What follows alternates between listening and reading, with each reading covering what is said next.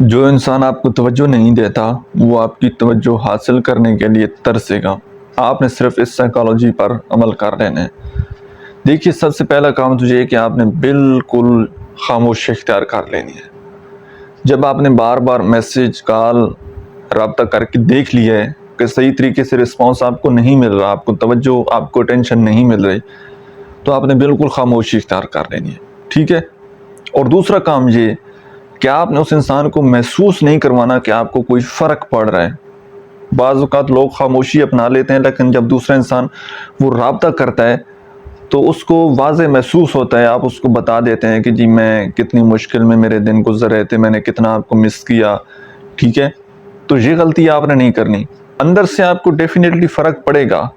ایک انسان کے ساتھ اٹیچمنٹ ہوتی ہے، جب بات چیت نہیں ہو رہی ہوتی، ہم خاموشی اپنا رہے ہوتے ہیں تو بڑا مشکل ہوتا ہے اپنے آپ کے اوپر کنٹرول کرنا۔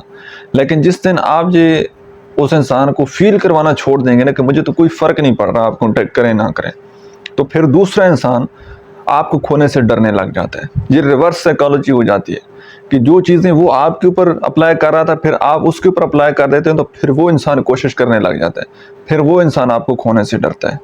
Thank you.